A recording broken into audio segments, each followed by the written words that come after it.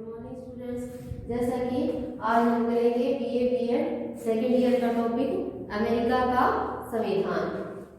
America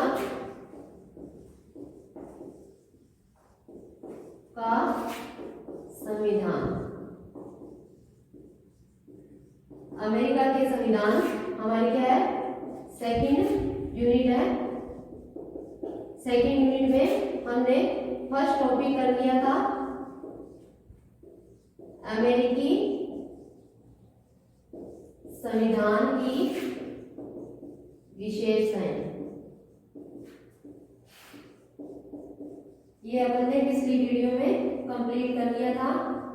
उसके बाद हमने दूसरा टॉपिक किया अमेरिकी राष्ट्रपति।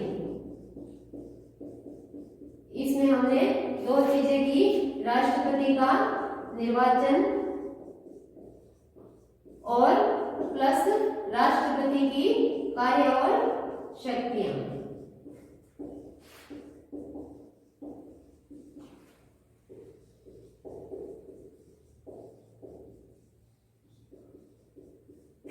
आज हम तीसरा टॉपिक करेंगे, वो है अमेरिका में संघीय व्यवस्था।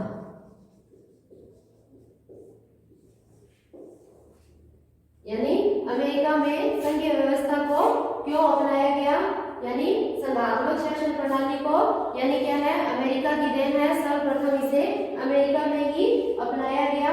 यानी क्या है, संघ शब्द का प्रयोग यानी शासन व्यवस्था में इसलिए प्रयुक्त किया जाता है। यानी संघ का अर्थ है फेडरेशन। फेडरेशन शब्द लैटिन भाषा के किससे लिया गया है, फोएट से लिया गया है।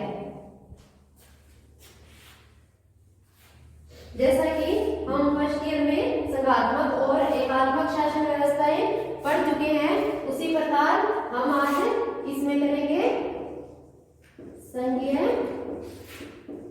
व्यवस्था। इसके बारे में यानी डिटेल से पढ़ेंगे कि अमेरिका में संघात्मक शासन प्रणाली को क्यों अपनाया गया, किस कारण अपनाया गया, और संघात्मक शासन व्यवस्था की यानी क्या क्या विशेषताएं हैं। यानी संघात्मक शासन व्यवस्था में शक्तियों का बंटवारा किस प्रकार होता है। यानी हम ऐसे स्टार्टिंग करेंगे। यानी संघीय व्यवस्था शासन करने की ऐसी प्रणाली है, यानी शासन करने की ऐसी प्रणाली है जिसमें क्या होता है, संघ द्वारा, ठीक है, संघ द्वारा शक्तियों का बंटवारा, शक्तियों का बंटवारा किसमें कर दिया जाता है, केंद्र और राज्य की सरकार में।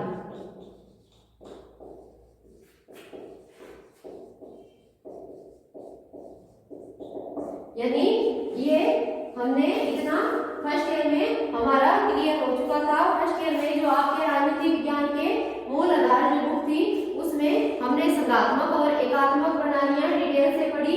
यानी संघात्मक प्रणाली क्या होती है, उसकी विशेषताएं और गुण और दोष अपने यानी तो फर्स्ट ईयर क्लास में कर दिए थे। और सेकेंड ईयर क्लास में यानी हम सीधा ही यही करेंगे कि संघात्मक शासन व्यवस्था क्या होती है, अमेरिका में संघात्मक शासन व्यवस्था क्यों अपनाई गई है। जैसे अपन ने अमेरिका के संविधान की विशेषताओं का अध्ययन किया, उसमें हमने एक विशेषता ये भी की कि अमेरिका में संघीय व्यवस्था को अपनाया गया है, ना कि एकात्मक व्यवस्था को। यानी इस प्रकार हम कह सकते हैं कि संघीय व्यवस्था अमेरिकी संविधान की एक प्रमुख विशेषता है, जिसमें क्या है, शक्तियों का बंटवारा केंद्र द्वारा, यानी शक्तियों का बंटवारा क्या है, संघ द्वारा केंद्र और राज्य की सरकार में कर दिया जाता है। ना कि ऐसे होता है कि एकात्मक शासन व्यवस्था की तरह केंद्र द्वारा राज्य की सरकार में शक्तियों का विभाजन नहीं किया जाता। इसमें क्या है, संघ केंद्र भी अपनी शक्तियां संघ से प्राप्त करती है और राज्य भी अपनी शक्तियां क्या है, संघ से ही प्राप्त करते हैं, ना कि केंद्र सरकार से। और दोनों अपने केंद्र और राज्य की इकाइयां या प्रांतीय इकाइयां अपने अपने क्या है स्वतंत्र होती है। तो ये तो हमने किया संघात्मक शासन व्यवस्था। संघात्मक शासन व्यवस्था में क्या है, शक्तियों के बंटवारे से संबंधित है, जिसमें संघ द्वारा शक्तियों का बंटवारा केंद्र और राज्य की सरकार में या प्रांतीय सरकार में कर दिया जाता है, और केंद्र और राज्य की सरकारें दोनों क्या है, संघ के अधीन होती है। राज्य की सरकारें जैसे केंद्र के अधीन नहीं होती। जैसे हम अब ह्यूएट की परिभाषा करेंगे, सेम ही शब्द आगे रहेंगे। क्या है, अमेरिकी संविधान में कहीं भी क्या है, संघ शब्द का प्रयोग नहीं किया गया है। यानी हमने अमेरिकी संविधान की विशेषताओं में पढ़ा कि अमेरिकी संविधान इतना संक्षिप्त है और कि हमें उसे आधे घंटे में ही पढ़ा गया है। यानी महत्वपूर्ण बातों को यानी संविधान में यानी प्रलेख में स्थान दिया गया है, बाकी क्या है, समय पर छोड़ दिया गया है। तो हम अमेरिकी संविधान में संघीय व्यवस्था को स्टार्टिंग करते हुए ह्यूएट की परिभाषा से स्टार्टिंग करेंगे कि अमेरिकी संविधान में कहीं भी संघ शब्द का प्रयोग नहीं किया गया है, लेकिन फिर भी अमेरिकी संविधान में संघात्मक व्यवस्था को अपनाया गया है और यह दूसरे देशों के लिए अपना आदर्श प्रस्तुत करता है। जैसा कि हम कह सकते हैं कि अमेरिकी संविधान में संघ यानी संघीय शब्द का प्रयोग नहीं किया गया है, लेकिन फिर भी संघीय संविधान कहा जाता है। और वर्तमान समय में सभी व्यक्ति संयुक्त राज्य अमेरिका को यानी संघीय शासन का महत्वपूर्ण आदर्श उदाहरण मानते हैं। यानी ह्यूएट की परिभाषा क्या है, बाकी तो हमने कर ही दिया था, यानी अलग से है थोड़ा। इसमें ये है क्या, अमेरिकी संविधान में कहीं भी क्या है, संघ शब्द का प्रयोग नहीं किया गया है, यानी नहीं किया गया है। लेकिन फिर भी अमेरिकी संविधान में यानी संघात्मक व्यवस्था को अपनाया गया है। आगे ये करोगे, अमेरिकी संविधान में संघात्मक व्यवस्था को अपनाया गया है।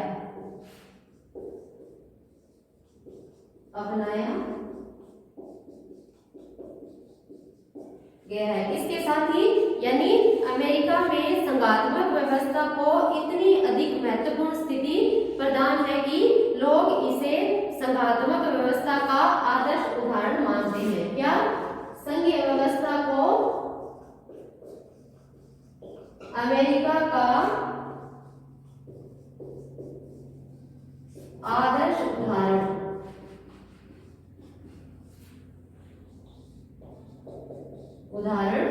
मानते हैं। यानी इस प्रकार हमने इसकी महत्ता पर प्रकाश डाला। क्या कि यद्यपि अमेरिकी संविधान में संघ शब्द का प्रयोग नहीं किया गया, अगर कोई भी क्वेश्चन आपसे अमेरिकी संविधान की संघीय व्यवस्था में से आता है तो आपको ये तो स्टार्टिंग में लिखनी है, ह्यूएट की परिभाषा लिखनी है स्टार्टिंग में। यानी क्या है, संघ शब्द का कहीं भी प्रयोग नहीं किया गया है, लेकिन संघ शब्द का उतना ही महत्वपूर्ण स्थान है। यानी क्या है, लोग इसे संघात्मक व्यवस्था का आदर्श उदाहरण किसको मानते हैं, अमेरिका को। इस प्रकार हम आगे करेंगे कि संघीय शासन व्यवस्था के अंतर्गत ये क्या है, नवीन देन है। यानी क्या है, जो संघीय शासन व्यवस्था है ये क्या, जो शासन प्रणाली के अंतर्गत एक नवीन देन है और इसका आदर्श उदाहरण किसको माना जाता है, अमेरिका को।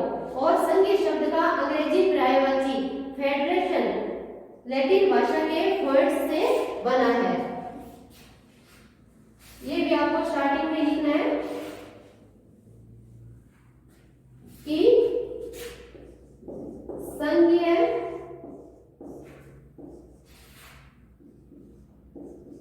शब्द अंग्रेजी भाषा के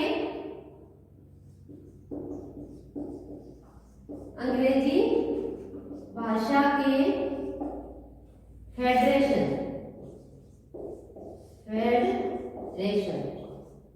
से मिलकर बना है। क्या, संघीय शब्द अंग्रेजी भाषा के फेडरेशन से मिला है, यानी ये अंग्रेजी का है और जिसका अंग्रेजी यानी लैटिन रूपांतरण हम क्या कहते हैं, जो लैटिन भाषा के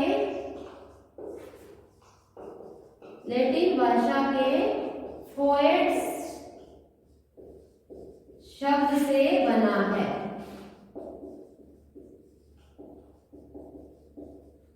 यानी संघ ये शब्द अंग्रेजी भाषा के फेडरेशन से बना है और जो लैटिन भाषा के फोएट्स शब्द से बना है, जिसका अर्थ है यानी संघ द्वारा शक्तियों का बंटवारा, यानी क्या है, हम कह सकते हैं संधि या समझौता। संधि या समझौता। इस प्रकार यानी आपको यानी स्टार्टिंग में संघात्मक व्यवस्था के बारे में समझ आ गया होगा। यानी क्या है, संघ ये शब्द अंग्रेजी भाषा के फेडरेशन से लिया गया है, जो लैटिन भाषा के फोएट्स से बना है, जिसका अर्थ है संधि या समझौता। इतना आप ये सब स्टार्टिंग में लिखोगे। इसके बाद इसकी शब्द की व्युत्पत्ति यानी निर्मित राज्य को संघ राज्य कहा जाता है। यानी अगर संवैधानिक दृष्टिकोण से संघात्मक शासन का तात्पर्य यानी क्या है, संवैधानिक दृष्टिकोण से यानी कानूनन दृष्टिकोण से या यूं कह लो सैद्धांतिक दृष्टिकोण से या संविधान के अनुसार, यानी क्या है संघात्मक शासन व्यवस्था। वही रिपीट होगा कि संघात्मक शासन व्यवस्था में संघ द्वारा शक्तियों का विभाजन कर दिया जाता है केंद्र और प्रांतीय सरकारों से। और क्या है, केंद्र की सरकार भी संघ से अपनी शक्तियां प्राप्त करती है और प्रांतीय सरकार भी संघ से अपनी शक्तियां प्राप्त करती है, ना कि केंद्र से। इसी प्रकार इसको अधिक स्पष्ट रूप से परिभाषित करते हुए डाइसी ने लिखा है कि यानी संघात्मक राज्य एक ऐसे राजनीतिक उपाय के अतिरिक्त कुछ नहीं है जिसका उद्देश्य राष्ट्रीय एकता तथा राज्य के अधिकारों में मेल स्थापित करना है। यानी क्या है, इस संबंध में डाइसी ने और अधिक स्पष्ट रूप से संघात्मक व्यवस्था को प्रकट किया है। यानी डाइसी ने कहा है कि संघात्मक व्यवस्था क्या है, राष्ट्रीय एकता। राष्ट्रीय ऐसी प्रणाली है संघात्मक व्यवस्था जो राष्ट्रीय एकता और क्या है, इसके साथ ही यानी राजनीतिक यानी राज्य के अधिकारों में मेल स्थापित करना है। एक तो राष्ट्रीय एकता और दूसरा राज्य के अधिकारों में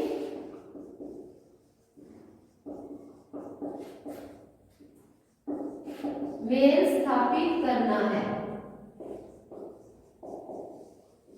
मेल स्थापित करना है। इस प्रकार यानी पहले हमने स्टार्टिंग में वीर की परिभाषा पढ़ी, फिर हमने संघ शब्द का अर्थ पढ़ा, यानी इसकी व्युत्पत्ति कैसे हुई, संघ का अर्थ है संधि या समझौता करना।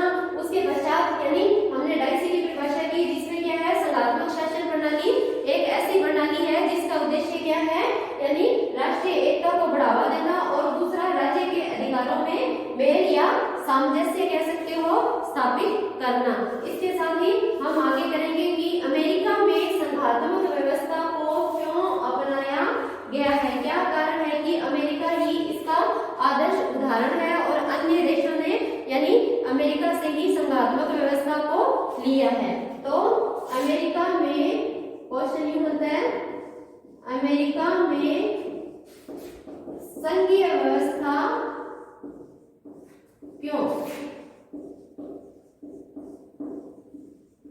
अपने दिमाग में ये प्रश्न उठता है कि क्या कारण है कि अमेरिका में संघात्मक व्यवस्था को ही अपनाया गया है, एकात्मक व्यवस्था को क्यों नहीं अपनाया गया। एक तो हम कह सकते हैं कि यानी अमेरिका में क्षेत्र और जनसंख्या की विशालता के कारण यानी एकात्मक शासन की अपेक्षा राष्ट्रीय एकता को बनाए रखने के लिए संघात्मक शासन ही उपयुक्त हो सकता है। इसके साथ ही हम आगे करेंगे कि संघीय शासन व्यवस्था संयुक्त राज्य अमेरिका की एक प्रमुख विशेषता है, जो हमने स्टार्टिंग में कर ली थी कि संघात्मक शासन व्यवस्था अमेरिकी संविधान की प्रमुख विशेषता है, ना कि एकात्मक शासन व्यवस्था। इसके साथ ही यानी क्या है, अमेरिका में संघात्मक शासन व्यवस्था को अपनाया गया और दूसरे देशों के लिए ये उदाहरण बना, यानी दूसरे देशों ने इनसे संघात्मक व्यवस्था को यानी ग्रहण किया। इसके साथ ही विश्व में सबसे पहले संयुक्त राज्य अमेरिका द्वारा ही इसे अपनाया गया, यानी हम कह सकते हैं कि विश्व में सबसे पहले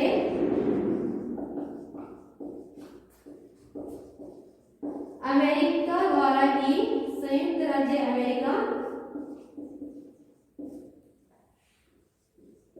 अमेरिका द्वारा ही इसे अपनाया गया। अब ये यानी लाइन की वर्डिंग चेंज होगी, बाकी सेम ही है। संयुक्त राज्य अमेरिका इसका संघात्मक शासन व्यवस्था का प्रत्यक्ष उदाहरण है। इसके साथ ही यानी विश्व में सबसे पहले अमेरिका द्वारा इसे अपनाया गया और फिलाडेल्फिया सम्मेलन द्वारा, यानी क्या है, फिलाडेल्फिया सम्मेलन द्वारा जब क्या है अमेरिकी संविधान का निर्माण किया जा रहा था, तब क्या है अमेरिकी संघ में 13 इकाइयां थी। यानी यूं कह सकते हैं फिलाडेल्फिया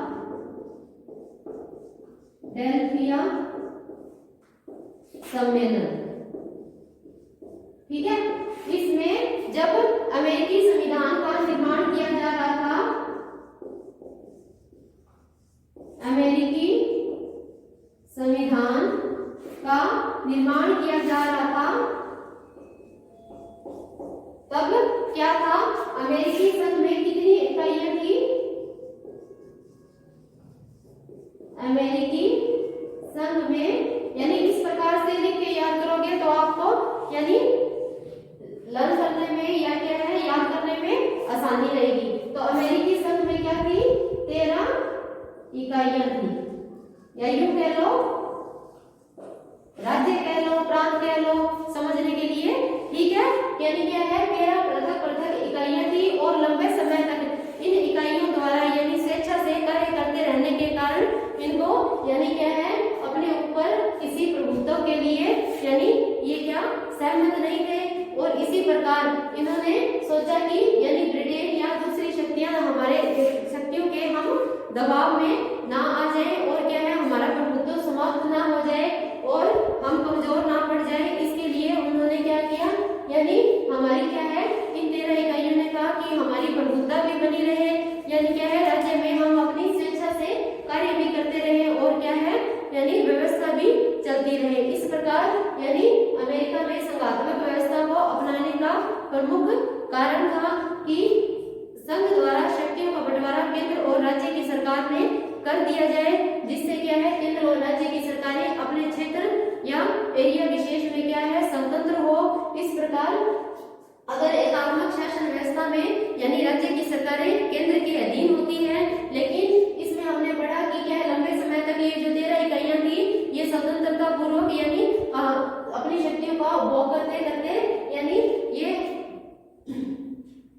उपभोग करते इनको यानी आदत पड़ गई थी कि वो अपनी यानी स्वेच्छा से अपने ऊपर किसी का नियंत्रण नहीं स्थापित होने देना चाहती थी। तो ऐसे में क्या है संघात्मक व्यवस्था को ही अमेरिकी संविधान में अपनाना उचित समझा अपने हितों के लिए। जैसे हम बुकी लैंग्वेज में करेंगे यानी विविध पृथक पृथक राज्य थे, यानी 13 विभिन्न इकाइयां थी और विविध राज्य पृथक पृथक सत्ता बनाए रखने के लिए यानी एक हो जाए। यानी क्या है इन्होंने डिसीजन लिया कि ये 13 इकाइयां पृथक पृथक रहते हुए भी अपनी क्या है प्रभु सत्ता कायम रखे, प्रभु सत्ता कायम रखे। तो इन इकाइयों की प्रभु सत्ता को कायम रखने के लिए क्या है हम कह सकते हैं कि संघात्मक व्यवस्था ही उपयुक्त हो सकती है। इस प्रकार राज्यों की स्वतंत्रता को बनाए रखने के लिए संघात्मक शासन व्यवस्था को अमेरिकी संविधान में अपनाया गया। तो 1787 में अमेरिका के समक्ष संघीय व्यवस्था को अपनाने के अतिरिक्त दूसरा कोई विकल्प नहीं था। कैसे? ये दूसरा यह था कि बाहरी दबाव का सफलतापूर्वक मुकाबला करने के लिए उनका एक होना आवश्यक था। तो आप ये कहोगे कि यानी इकाइयों ने यानी संघात्मक व्यवस्था को क्यों अपनाया? इसमें क्या है यानी बाहरी शक्तियों से लड़ने के लिए इन इकाइयों का यानी एक होना आवश्यक है और साथ ही यानी एक रहते हुए उनकी प्रभुसत्ता कायम रहे। इसके लिए संघात्मक व्यवस्था को अमेरिकी संविधान में अपनाया गया 1787 में। यानी क्या है अपनी प्रभुसत्ता को बनाए रख सके राज्य की इकाइयां और क्या है बाहरी शक्तियों के दबाव से बचने के लिए इन 13 इकाइयों ने क्या है सम्मिलित रूप से कार्य करने के लिए तैयार हुए। इसके साथ ही तत्कालीन परिस्थितियों में अमेरिका का क्या है विशाल क्षेत्रफल और जनसंख्या देखते हुए भी संघात्मक शासन व्यवस्था ही उपयुक्त कही जा सकती है, एकात्मक शासन व्यवस्था नहीं। इस प्रकार यानी ब्राइस ने संघात्मक व्यवस्था को इस संबंध में स्पष्ट किया है। यानी हमने अब इतना कर लिया, यानी क्या है, अमेरिका में संघ शब्द का प्रयोग नहीं किया गया है, फिर भी संघात्मक व्यवस्था को क्यों अपनाया गया है, यानी हमारा क्वेश्चन ये था कि अमेरिका में संघीय व्यवस्था को क्यों अपनाया गया है। तो ये हमने आज क्लियर किया कि संघात्मक व्यवस्था को अपनाने का क्या कारण था। फिर इसमें क्या है, ब्राइस ने आगे जो राइटर है, राजनीतिक विचारक है, उन्होंने इस संघात्मक व्यवस्था को यानी पूर्ण रूप से क्लियर किया है। तो इसमें आप यूं ही कह सकते हो कि संघात्मक शासन व्यवस्था अमेरिकी संविधान की एक प्रमुख विशेषता है। और क्या है, यानी इसमें संघात्मक व्यवस्था को अपनाए जाने का एक प्रमुख कारण यह है कि जो ये इकाइयां थी, ये क्या है, लंबे समय तक स्वतंत्रता पूर्वक कार्य कर रही थी। तो ये सोचती थी कि हमारी प्रभुसत्ता भी बची रहे और बाहरी इकाइयों से यानी बाहरी शक्तियों के दबाव से भी हम यानी क्या है, उनका 13 इकाइयां जब तक एक नहीं होगी तो वो क्या है, सफलतापूर्वक बाहरी शक्तियों का मुकाबला नहीं कर पाएगी। तो ऐसे में संघात्मक व्यवस्था को ही अपनाना सर्वश्रेष्ठ होगा। अब हम बुक की लैंग्वेज में करते हैं। जैसे अत्यंत प्राचीन काल से ही अमेरिका में सब लोग इस बात पर एकमत थे कि उनके देश के शासन का केवल संघीय रूप ही संभव है। इसमें क्या है, यह सब समझते हैं कि इतने बड़े भूखंड यानी इतना बड़ा क्षेत्रफल की दृष्टि से देखते हुए संघात्मक व्यवस्था ही उपयुक्त हो सकती है, ना कि एकात्मक व्यवस्था। तो आज हमने यानी बीए बीएड और बीए सेकेंड ईयर का थर्ड टॉपिक पढ़ा, सेकेंड यूनिट का। उसमें क्या था कि हमारा टॉपिक था अमेरिका की संघीय व्यवस्था, यानी संघीय व्यवस्था में हमने ये पढ़ा कि संघ शब्द का प्रयोग क्यों किया गया है, संघ शब्द अमेरिका में संघीय व्यवस्था को क्यों अपनाया गया है। तो संघ शब्द एक बार मैं फिर से रिपीट कर देती हूँ कि संघ शब्द अंग्रेजी भाषा के फेडरेशन से बना है, जिसकी व्युत्पत्ति लैटिन भाषा के वर्ड्स से हुई है, जिसका अर्थ है संधि या समझौता। इतना आपको याद रखना पड़ेगा। इसके साथ ही यानी फिर आगे आएंगे, यानी क्या है, अमेरिका क्या है, संघात्मक शासन व्यवस्था का सबसे उपयुक्त उदाहरण है और विश्व में सबसे पहले संयुक्त राज्य अमेरिका द्वारा ही इसे अपनाया गया और संयुक्त राज्य अमेरिका से ही अन्य देशों ने प्रेरणा ग्रहण कर अपने देश में संघात्मक शासन व्यवस्था को अपनाया। फिर हमारा क्वेश्चन आता है कि अमेरिका में संघात्मक शासन व्यवस्था को ही क्यों अपनाया गया, एकात्मक शासन व्यवस्था को क्यों नहीं अपनाया गया। तो इसका हमने आज उत्तर दिया, यानी इसका हमने आंसर क्लियर किया कि अमेरिका में क्या है, 13 इकाइयां थी, जो कि वर्तमान में 50 हो चुकी है। वर्तमान में कितनी है, 50 इकाइयां, ठीक है। तो पृथक पृथक 13 इकाइयां थी और क्या है, स्वतंत्र रूप से अपने क्षेत्र विशेष में यानी अपना कार्य यानी प्रभुसत्ता का प्रयोग करती थी। तो ऐसे में यानी क्या हुआ कि उन्होंने सोचा कि दूसरे जैसे ब्रिटेन या दूसरी यूरोप की महाशक्तियां उन पर नियंत्रण ना कर ले, तो ऐसी परिस्थिति में इन 13 इकाइयों का एक होना आवश्यक था। और दूसरा क्या था कि इन इकाइयों का स्वतंत्रता पूर्वक शक्ति का उपभोग करते करते ये अपने ऊपर किसी का नियंत्रण भी नहीं चाहते थे और इसलिए यानी क्या है, इन इकाइयों या राज्य सरकारों या प्रांतीय सरकारों की स्वतंत्रता भी बनी रहे और बाहरी शक्तियों से यानी क्या है, वो बच भी सके। यानी हम कह सकते हैं कि उनका संगठन भी मजबूत हो। इस दृष्टि को रखते हुए अमेरिका में क्या है, इन इकाइयों ने एक होकर संगठन बनाने की यानी निर्णय लिया और क्या है, संघात्मक व्यवस्था को अपनाया गया। और इसको अपनाने का एक कारण यह भी था कि विशाल भूखंड के कारण अमेरिका में क्या है, संघात्मक व्यवस्था को ही अपनाना उपयुक्त था, ना कि एकात्मक शासन व्यवस्था को, क्योंकि लंबे समय तक ये जो 13 इकाइयां थी अपनी शक्तियों का स्वतंत्रता पूर्वक उपभोग करते करते यानी उनकी यह आदत बन गई थी कि वे अपने ऊपर किसी प्रभुत्व को यानी स्वीकार नहीं करती थी। तो ये क्या है, एकात्मक शासन व्यवस्था में तो क्या है, अगर एकात्मक शासन व्यवस्था अपनाते तो ये 13 इकाइयां क्या है, केंद्र के अधीन होती। लेकिन संघात्मक शासन व्यवस्था की ये विशेषता है कि इसमें संघ द्वारा शक्तियों का बंटवारा केंद्र और राज्य की सरकार में कर दिया जाता है। तो केंद्र की सरकारें भी अपनी शक्ति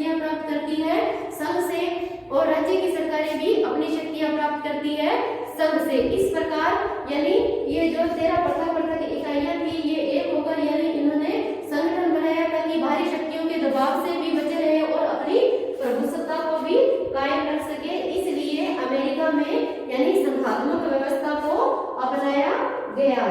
और इसके साथ ही यानी पहले 13 इकाइयां थी जो वर्तमान में अब 50 हो गई है। आगे हम संघात्मक शासन व्यवस्था की विशेषताओं का अध्ययन नेक्स्ट लेक्चर में करेंगे। आज के लिए बस इतना ही। धन्यवाद।